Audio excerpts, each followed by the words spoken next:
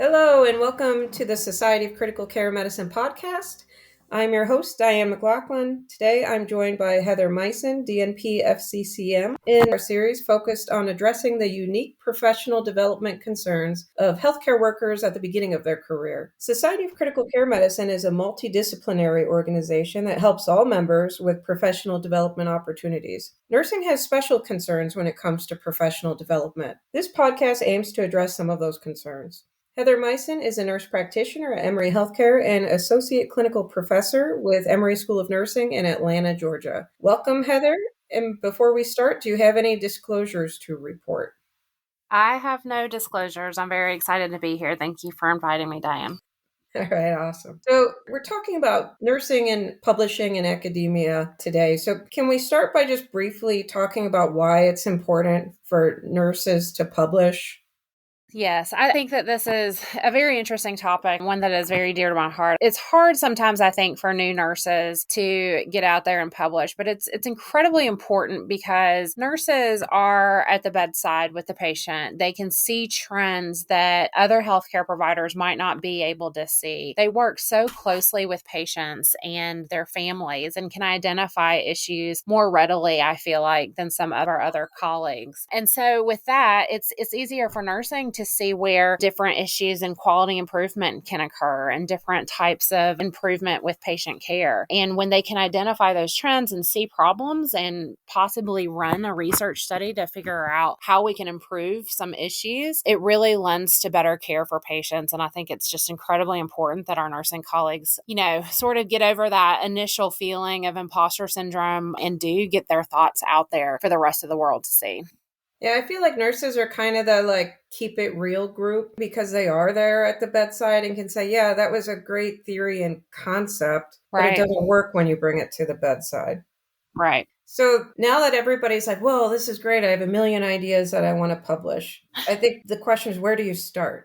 Well, I think that it's important to find a good mentor or a sponsor to really help with building your question out and making sure that what you're trying to investigate is realistic and is timely. And I guess that's another place to start is what is your question, really developing that question. But a good mentor can help you through that. I know a lot of times when you're starting out, you want to conquer the world and you have these big ideas and these big questions, but really honing down into something that is manageable, that is specific. Think about your SMART goals. Specific and realistic and timely. It's important to hone down those questions to something that is a realistic target. And starting there, then having your mentor really help you through that process and then getting up and going. Again, having a mentor just really can help with setting your project up and implementing it and helping you figure out what maybe some, challenges that you probably don't see yet along the road and helping you prepare for those challenges. But having a good mentor is a really great place to start. So how do you find a good mentor? Well, I'm here if you want to reach out to me. Both of us are here.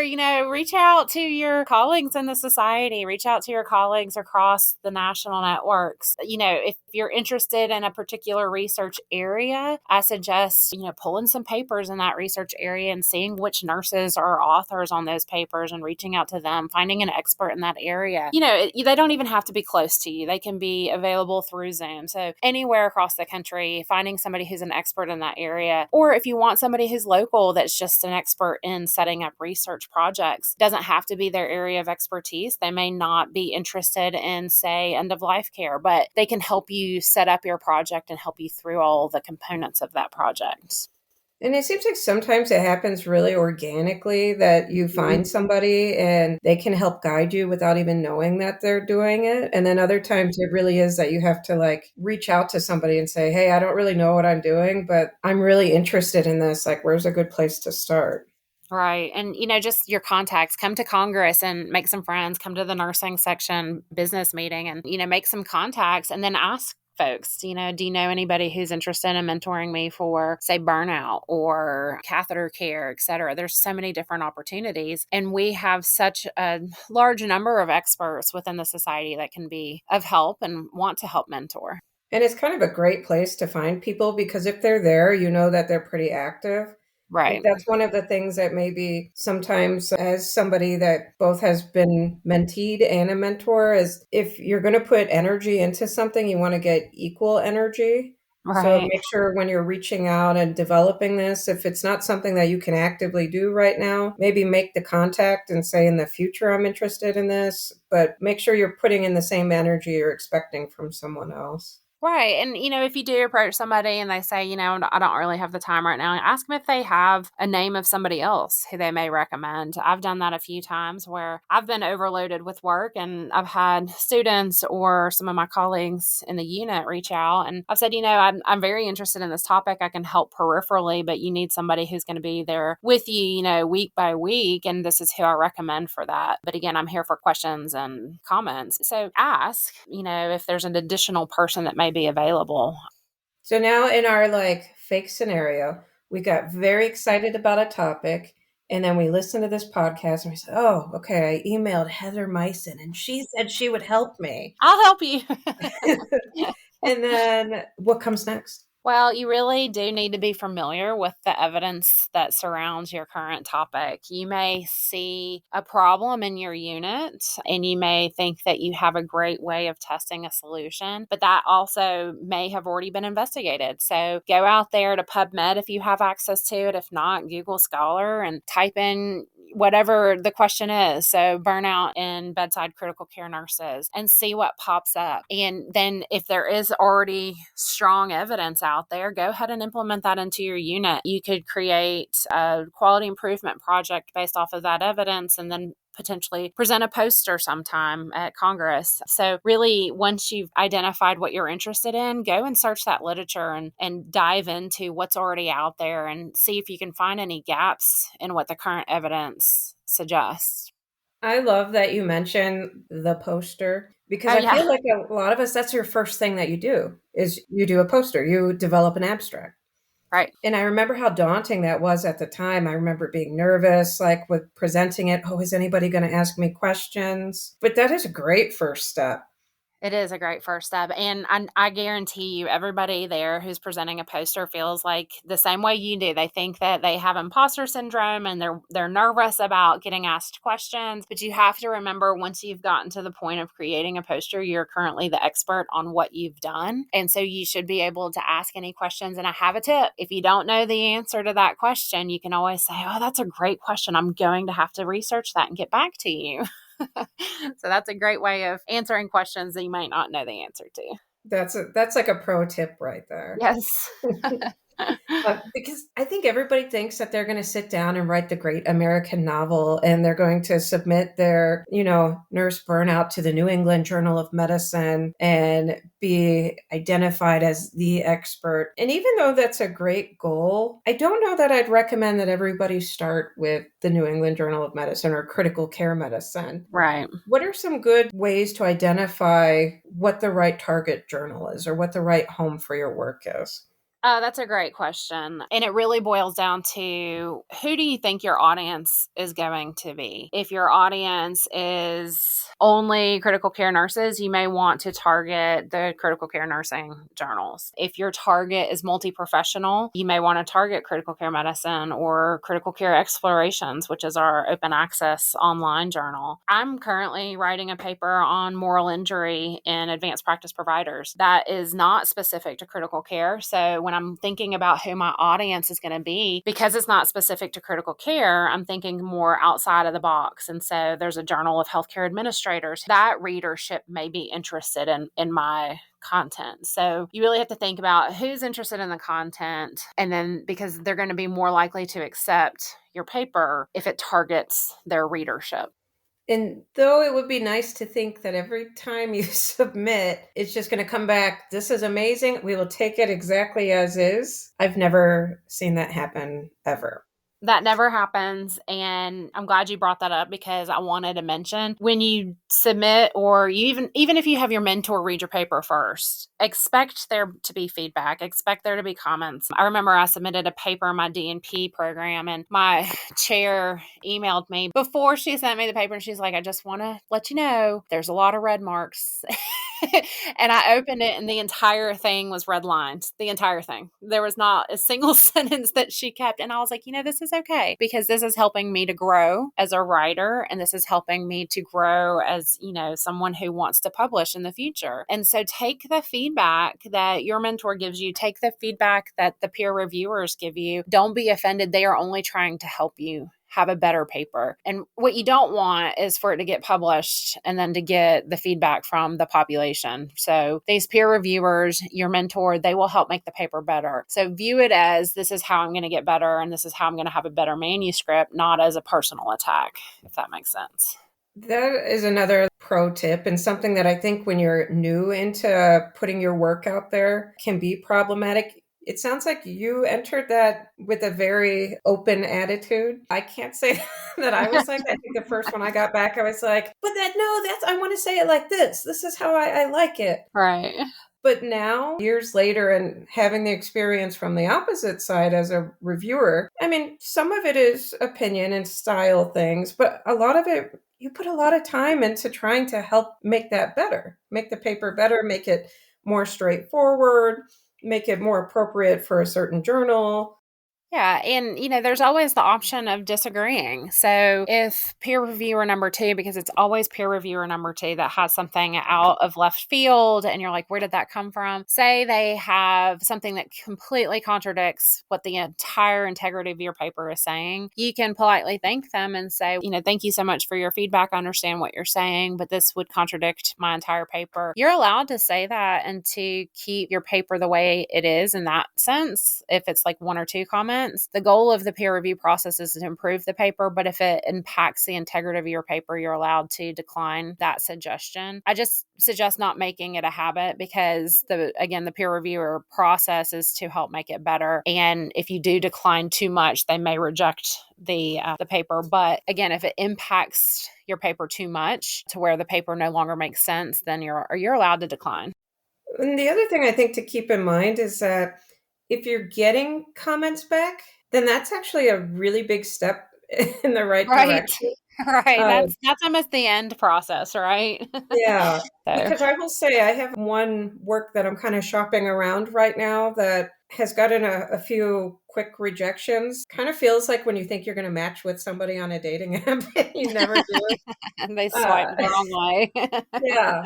And so you have to remember the right home is out there and you have to find that appropriate spot. And if you're getting feedback, that's actually great. And there are some journals that have moved to an initial response based off of the content, which I think is helpful for authors so that you don't get too far down the process of submitting your manuscript and then going through months of reviews to ultimately end in rejection. They've created this sort of quick look process that says, yes, this is appropriate for our journal or not. And I think that's beneficial. So you may want to look for journals that do have that. And there's also guidelines out there on their websites, on the journal websites of what is appropriate for those papers so that you don't waste too much time in one place.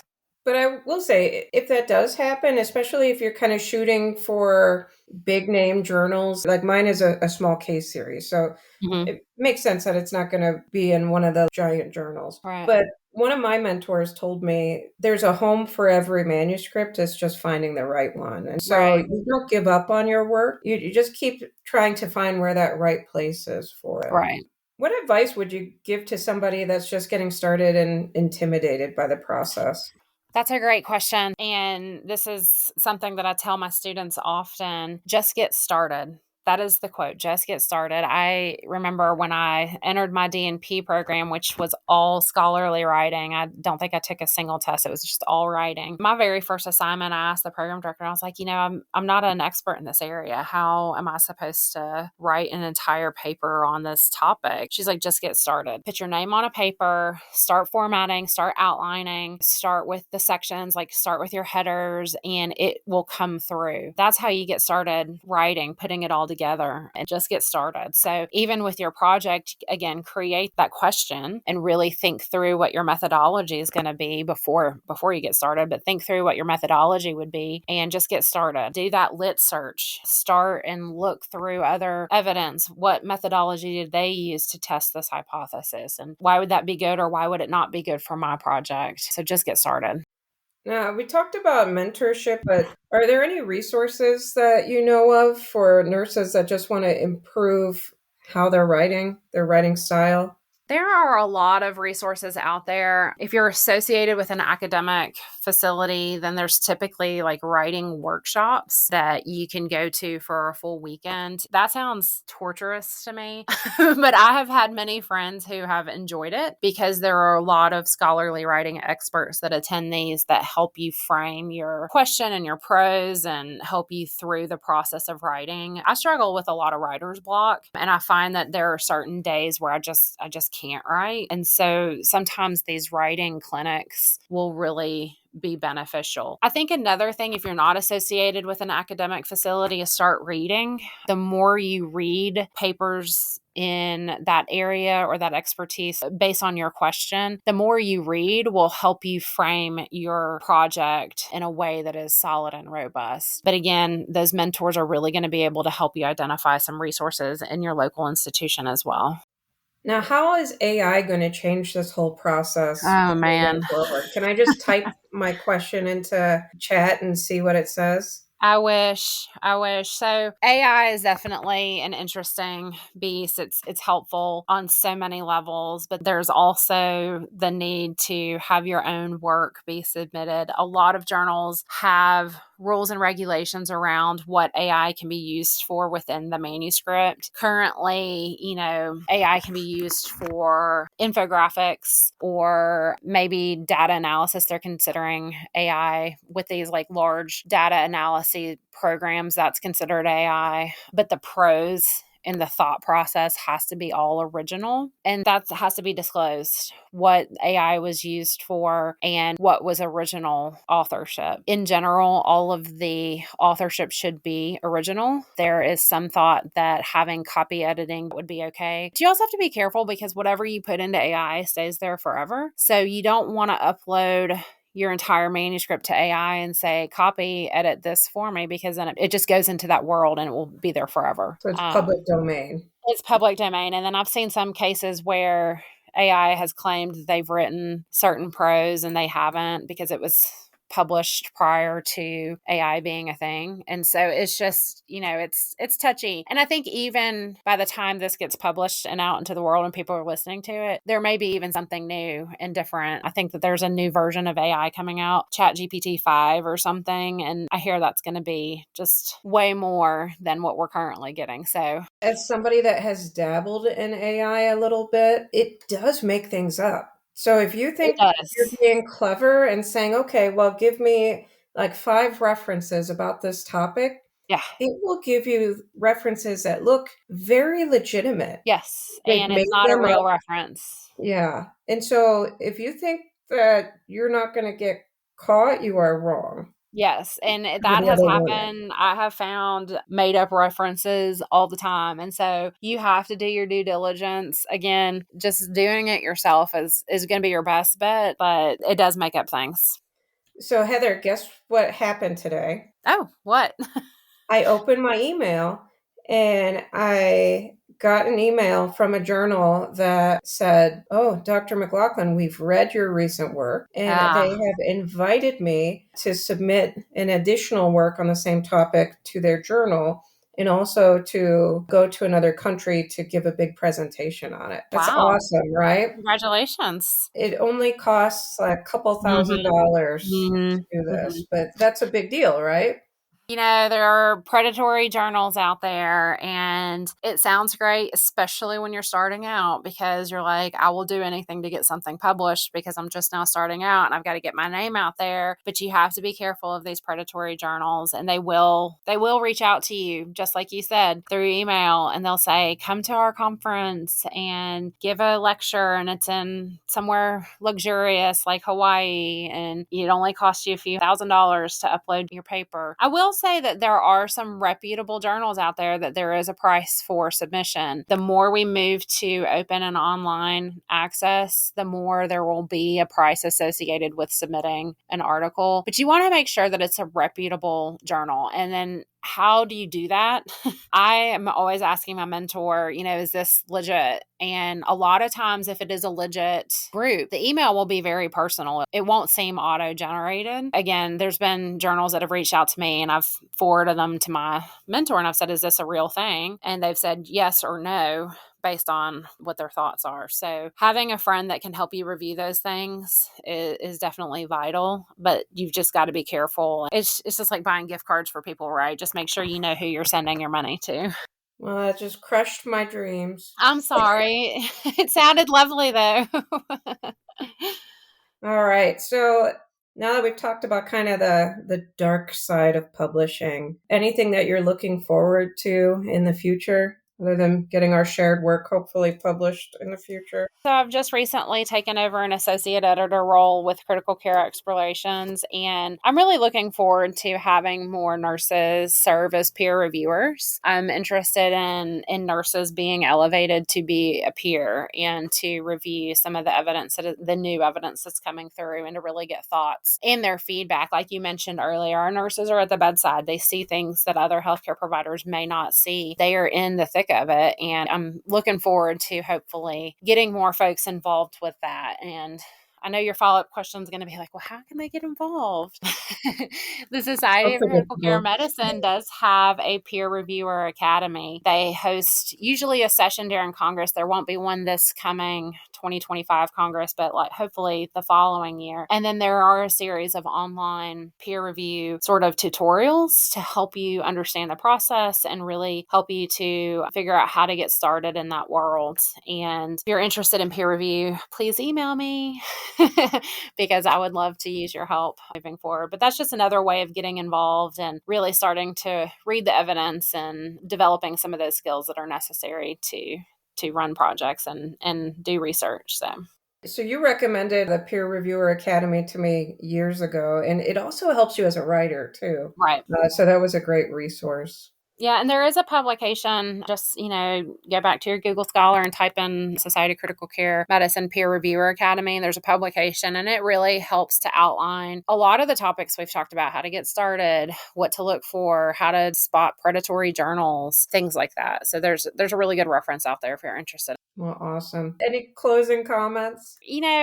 I'm really thankful for being here today and sort of just raising awareness to the fact that our nursing colleagues can and should be producing high quality evidence. Your colleagues across the nation are really interested to hear what you're doing at the bedside and to hear what is working and what may not be working. So I just encourage everyone to get started.